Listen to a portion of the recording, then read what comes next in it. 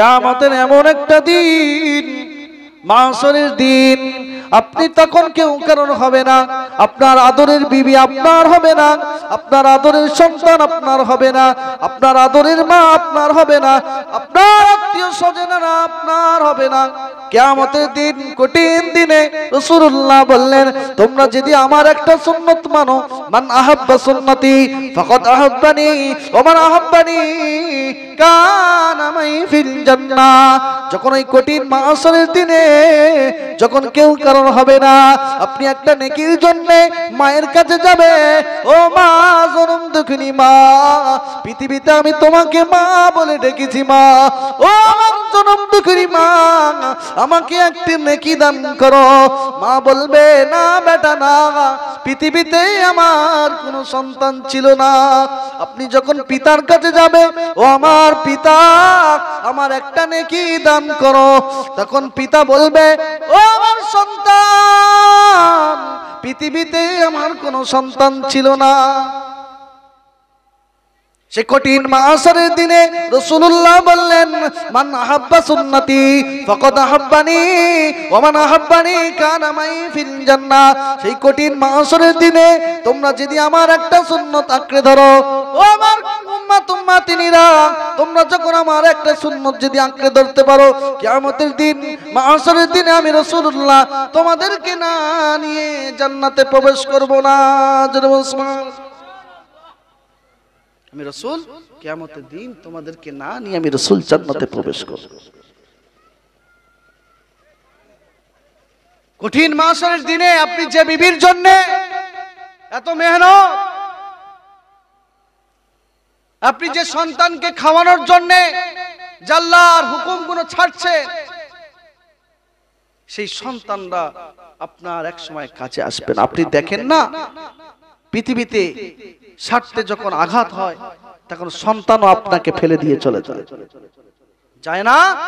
আপনি সুন্দর করে সন্তানকে কি আদরের সঙ্গে লালন পালন করেন, বিয়ে করার পরে সন্তান কি আলাদা হয় না? সন্তান আপনাকে ভোলে না, আপনাকে ভুলে যায় না। কার কথা শোনে? বইয়ের কথা শোনে। বইয়ের আপনাকে ছেড়ে দিয়ে চলে যায়, আপনাকে একা রেখে তারা চলে যায়, আপনাকে আর বাপ বলে স্বীকার করে। তখন কাকে বাপ বলে? কাকে? তখন শ্বশুরকে আব্বা জান বলে ডাকে। কিন্তু মা বাপ খেতে পারেনি, মা বাপ খেতে পারেনি, তাদের মুখে খাবার তুলে দেওয়ার মতন তাদের শক্তি আর জোটে না। তাদের মুখে খাবার তুলে দেওয়ার মতন শক্তি তাদের জোটে না। মাকে ফেলে বাপকে ফেলে সে চলে যায়। দেখেছেন তো, পৃথিবীতে দেখেন তো, হয়ে থাকে তো চলাফেরা, এদিকে হয় না, আমাদের ওদিকে হয়। এটা হয়ে থাকে কেন? কিসে আঘাত করলে? আপনি সন্তানকে মানুষ করলে আল্লাহর হুকুম ছাড়লেন তো? আপনি নামাজ ছেড়েছেন তো? সন্তানকে মানুষ করার জন্য আপনি হালাল রুজি ছেড়ে শুধু সন্তানকে সুখে রাখার জন্য হারাম উপার্জন করেছেন। কিন্তু সেই সন্তান আপনার কথা আর শুনছে না। আল্লাহ পাক বললেন, বান্দা, যে সন্তানকে তুমি সুন্দর করে মানুষ করলে, কিয়ামতের দিন ওই সন্তান তোমার কাজে আসবে না। এখন বর্তমান যেটা হয়ে থাকে, বিবির কথা শুনে মা বাপকে কষ্ট দেয়, নির্যাতন করে।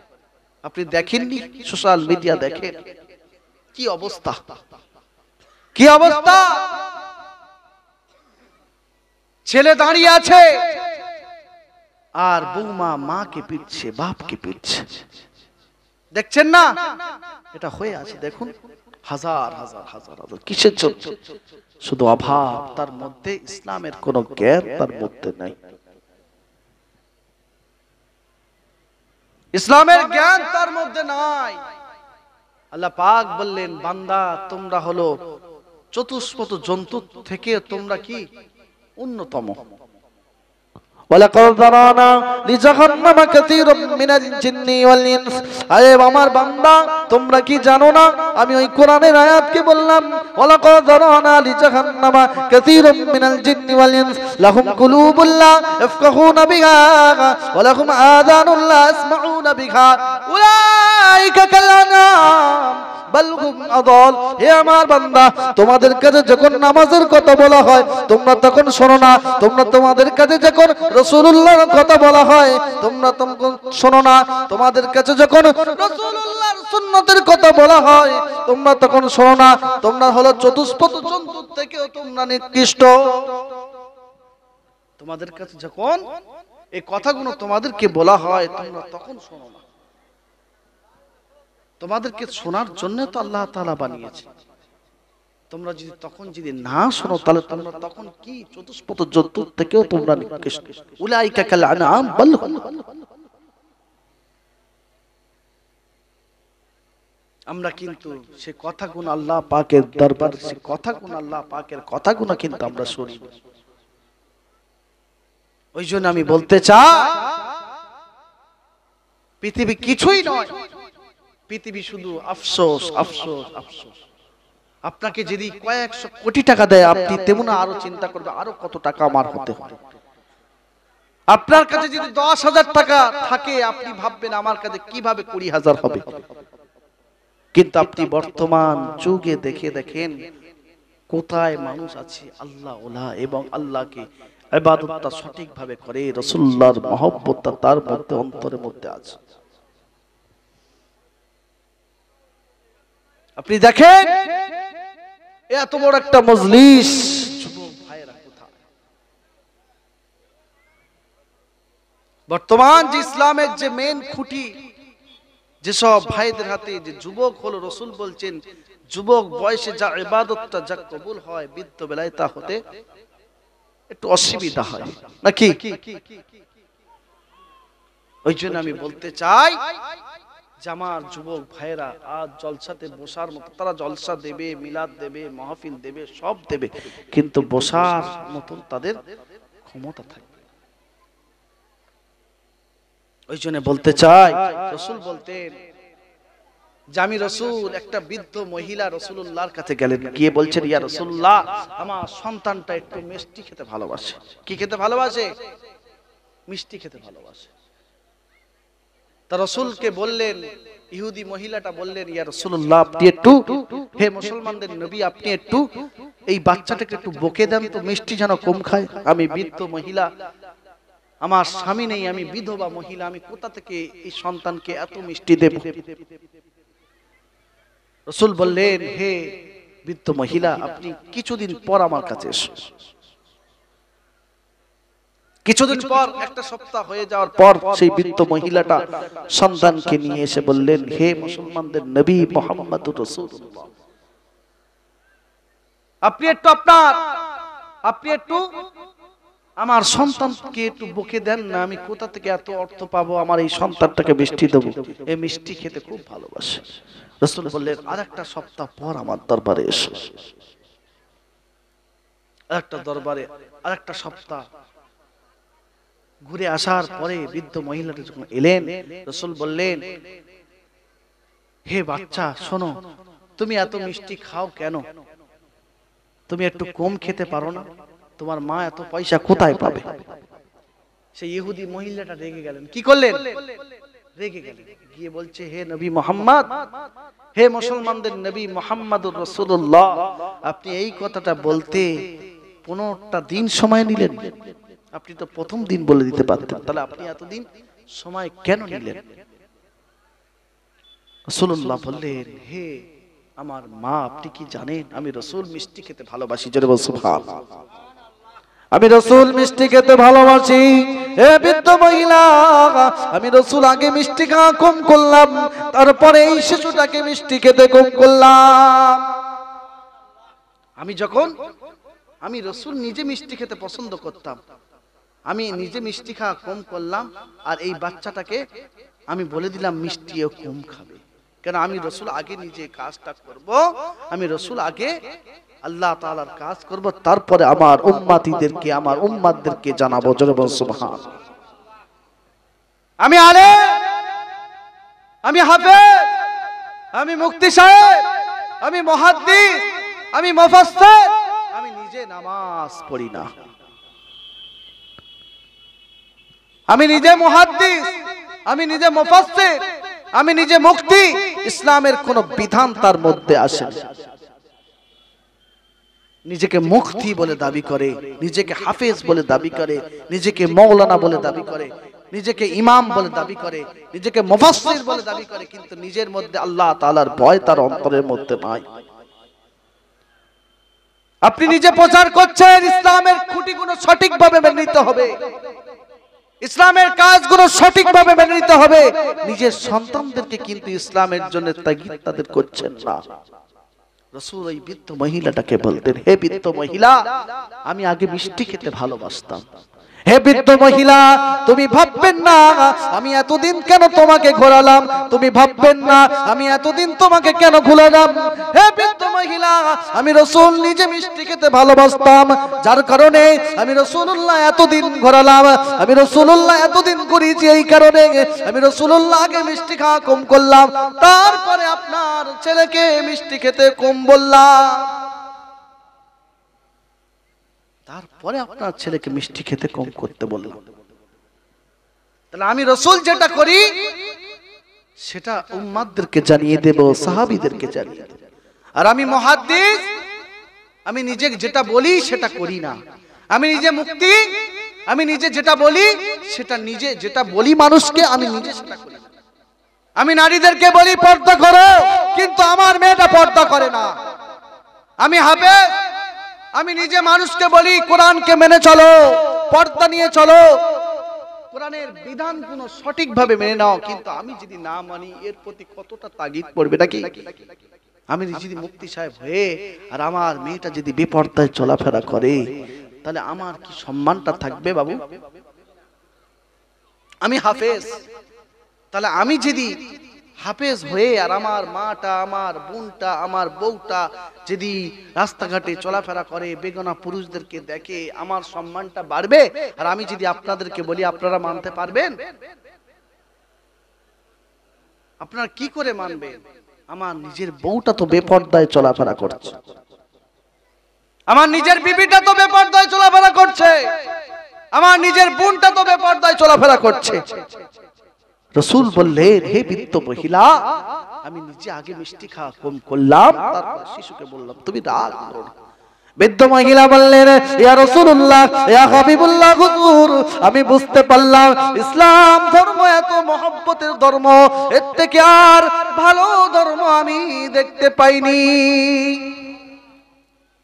ইয়া রাসূলুল্লাহ, ইয়া হাবিবুল্লাহ, হুজুর, আজ থেকে আমি ইসলাম ধর্ম গ্রহণ করতে চাই। রাসূলুল্লাহ বললেন, হে আমার মা বৃদ্ধ মহিলা, আপনি চিন্তা করবেন না, সুন্দর করে গোসল করে আসেন, আমি রাসূলুল্লাহ তোমাকে আজকের কলমা পড়ি ইসলাম ধর্ম গ্রহণ করিয়ে দেব।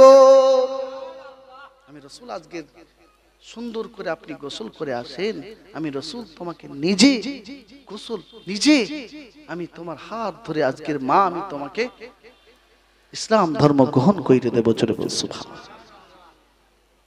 তাহলে বুঝতে পারলে, আর আমি মুফতি সাহেব হয়ে আমার মেয়েটা যদি বেপর্দায় চলে, আমি তাগিদ করলাম আপনার মেয়েটাকে পর্দার সঙ্গে চলুক, কিন্তু আমার মেয়েটা তো পর্দার সঙ্গে চলে না।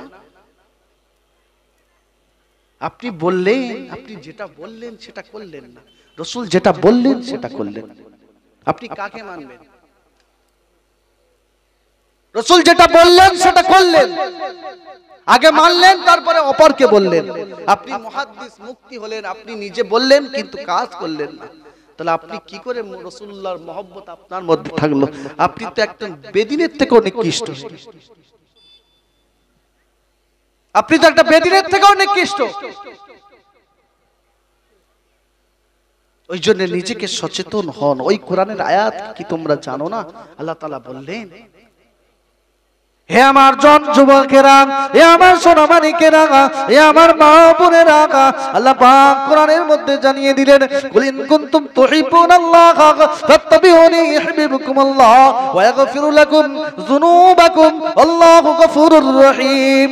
ও রব্বুল আলামিন আল্লাহ পাক জানিয়ে দিলেন, হাবিব আপনি বলে দেন, কুল ইন কুনতুম তুহিব্বুনাল্লাহ ফাত্তাবিউনি ইউহিব্বুকুমুল্লাহ।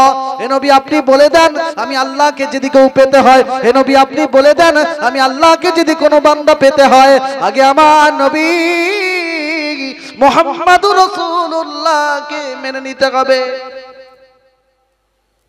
আল্লাহ বলছেন, আমাকে যদি কেউ পেতে চায়, আমার নবী মুহাম্মদকে আগে মানতে হবে। জোরে বলুন। হে আমার জন ভাইরা, হে আমার জন যুবক ভাইরা, ও আমার মুরব্বিয়ানেরা, কানটা খুলে শুনে রেখে দেন। আল্লাহ পাক কোরআনের মধ্যে জানিয়ে দিলেন, কুল ইন কুনতুম তুহিব্বুনাল্লাহ ফাত্তাবিউনি ইউহিব্বুকুমুল্লাহ ওয়া ইয়াগফিরু লাকুম যুনুবাকুম আল্লাহু গফুরুর রহিম। রাসূলুল্লাহ বললেন, আল্লাহ পাককে যদি কেউ পেতে হয়, আল্লাহ পাককে পাওয়ার আগে আমি রাসূলকে পাওয়ার কথা বললেন। আমি রাসূল জানিয়ে দিলাম, আমাকে যদি কেউ পেতে হয়, কুল ইন কুনতুম তুহিব্বুনাল্লাহ ফাত্তাবিউনি ইউহিব্বুকুমুল্লাহ। আমি রাসূল আমাকে যদি কেউ পেতে হয়, আমি রাসূল আমাকে যদি কেউ পায়, আগে আমার সুন্নতটাকে আঁকড়ে ধরতে হবে। আগে আমার সুন্নতটাকে আঁকড়ে ধরতে হবে। এই যে কি কথা নয়। আপনি ভাবছেন আমি জুব্বা পরলাম, টুপি পরলাম, হাজি রুমাল নিলাম, বড় হুজুর হয়ে গেলাম, আপনার কোরআনের কোন তাগিদ আপনার মধ্যে নাই। আপনার কোরআনের কোন তাগিদ আপনার মধ্যে নাই। আপনি কোরআনের লফজ ঠিকমতো পড়তে পারেন না। আপনি আবার মুহাদ্দিস বলে, মুফতি বলে, মুফাসসির বলে, মাওলানা বলে, হাফেজ বলে আপনি দাবি করেন। আগে নিজে সচেতন, তারপর অপরকে সচেতন। এটাই আল্লাহ পাক খুশি হবে। যে কাজটা করব আমরা আল্লাহর জন্য করব, নাকি আল্লাহর জন্য করতে হবে নাকি? আমি মানুষকে যদি, আপনাকে যদি খুশি করার জন্য আমি করি, তাহলে আমার এই ওয়াজটা করা বৃথা। বৃথা না? কথা বলছেন না? বলছি বৃথা হবে না। আমি যদি আপনাকে, আপনাদেরকে খুশি করার জন্য ওয়াজ করি, আপনাদের খুশি করার জন্য যদি কোরআন শোনাই, এটা বৃথা না? বৃথা নয়। আর আমি যদি আল্লাহ পাকের জন্য যদি করি, আল্লাহ পাকের মহব্বতের কারণে যদি করি, আল্লাহ পাক খুশি। আল্লাহ খুশি হওয়া মানে আপনারাও খুশি, আর আপনারা খুশি হওয়া মানে আমি। আল্লাহ পাক বললেন, আমি তো বান্দাদেরকে সম্মান দিতে যদি চাই, আমি আল্লাহ পাক ছাড়া কেউ সম্মান দিতে পারবে না। তোমরা কি ওই কোরআনের আয়াত কি জানো না? তুলিজুল লাইলা ফিন নাহার তুলিজুল নাহার ফিল লাইল। আমি আল্লাহ যাকে সম্মান দিই, পৃথিবীর কোন মানুষ তাকে বেইজ্জতি করতে পারে না। হে আমার জন ভাইরা, তোমরা ভাবো না, আল্লাহ পাক কোরআন শরীফের মধ্যে বললেন, ফাত্তাবিউনি ইউহিব্বুকুমুল্লাহ ওয়া ইয়াগফিরু লাকুম যুনুবাকুম আল্লাহু গফুরুর রহিম। রাসূল বললেন, হে আমার উম্মত উম্মতিনা, মান আহাব্বা সুন্নতি ফাকাদ আহাব্বানি ওয়া মান আহাব্বানি কানা মাই ফিল জান্নাহ। তোমরা যদি আমার একটা সুন্নাত আঁকড়ে ধরতে পারো, কিয়ামতের দিন, কঠিন মাহশরের দিনে আমি রাসূলুল্লাহ তোমাদের জন্য সুপারিশকার নাওয়ালা হয়ে যাব। তোমাদের জন্য সুপারিশকার নাওয়ালা হবে। এজিখিজি কথা নয়। রাসূল সুপারিশ যদি কারোর করে, তার কোনো কি জাহান্নামে সে প্রবেশ করবে কি? সে কোথায় যাবে? জান্নাতে যাবে। সেটা রাসূল যদি কারোর জন্য সুপারিশ করে, সে জান্নাত। আল্লাহ বললেন, রাসূল আপনি ভাববেন না আপনার জন্য সারা পৃথিবী বানিয়েছে। হে আমার বন্ধু, আপনার জন্য সারা পৃথিবী বানিয়েছে। আপনি যাতে রাজি, আমি আল্লাহ তাতে রাজি। জোরে বলুন সুবহানাল্লাহ। আপনাকে আমি এজিকেজি নবী করিনি, আপনাকে রহমাতাল লিল আলামিন করে পাঠিয়েছি। জোরে বলুন সুবহানাল্লাহ। আপনাকে রহমাতাল লিল আলামিন, সারা বিশ্বের রহমত করে আপনাকে পাঠিয়েছি। জোরে বলুন সুবহানাল্লাহ। এ নবী আপনি ভাববেন না, এ জওয়ানেরা, যুবকেরা, এ আমার আম্মাজানেরা, এ মুরব্বিয়ানেরা, কানটা খুলে শুনে রেখে দেন। আল্লাহ পাক কোরআনের মধ্যে জানিয়ে দিলেন, এ আমার হাবিব আপনাকে শুধু মুসলমানদের নবী করে পাঠাইনি, ও আমার বন্ধু মুহাম্মদ আপনাকে শুধু মুসলমানদের কোন নবী করে পাঠাইনি, আপনাকে সারা কুল কায়নাতের নবী করে পাঠিয়েছি, আপনাকে শুধু কুল কায়নাতের নবী করে পাঠিয়েছি, আপনাকে শুধু এজিকেজি নবী করে পাঠাইনি, আপনাকে কুল কায়নাতের নবী করে পাঠিয়েছি। তো এই জন্য বলতে চাই, রাসূলকে মহব্বত করেন, ভালোবাসেন।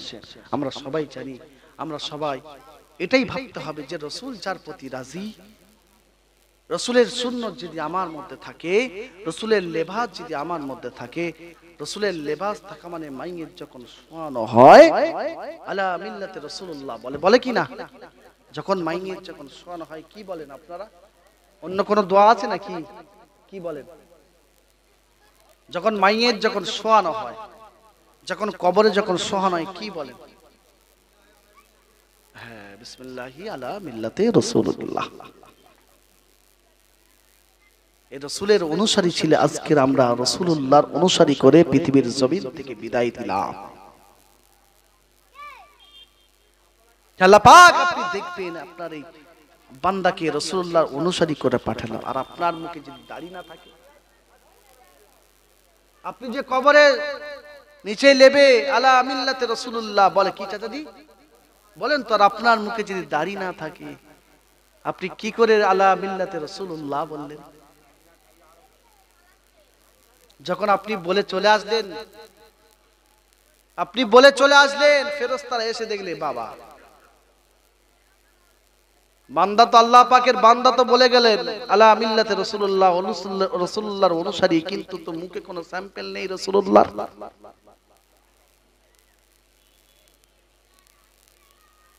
তাহলে কি হবে? ওই জন্য বলতে চাই, খারাপ ভাববেন না, আমি খারাপ বলতে চাই না। যারা রাখতে পারেননি চেষ্টা করেন যে আমি রাখবো, নাকি রাগ করবেন না, রাগের জন্য আমি বলছি না। আপনি রাখতে পারেননি, আপনি রাখার চেষ্টা করেন। আপনি রোজা রাখতে পারবেন না, আপনাকে চেষ্টা করতে হবে। আপনি ঘর বাঁধবেন, আপনাকে চেষ্টা করতে হবে, নাকি আপনি কাজ করতে পারেন না, আপনাকে চেষ্টা করে কাজটাকে শিখতে হবে, তারপরে আপনি কাজ করতে পারবেন। ওই জন্য আমি বলতে চাই সোনা মানিক, আগে আমাদেরকে সবথেকে প্রবলেম এটাই হলো, আমরা চেষ্টা করি না। আজকের মুসলমান পেরেশানের মধ্যে দেখেন, আপনি দেখছেন নেটে দেখবেন ফিলিস্তিন ইসরায়েল কি হচ্ছে না যুদ্ধ, কিসের জন্য? ফিলিস্তিনের মুসলমানরা কিসের জন্য যুদ্ধ করছে? ইসলামের জন্য। কিসের? মসজিদুল আকসাকে নিয়ে তারা যুদ্ধ করছে। কার সঙ্গে? ইসরায়েলের সঙ্গে, নাকি? দেখেন তো আপনারা নেট দেখেন, দেখেন না মুসলমান শিশুদেরকে ওই ইসরায়েল মুসলমান শিশু ফিলিস্তিনের শিশুদেরকে অযথা হত্যা করছে না? তো এই জন্য আমি বলতে চাই সচেতন হন।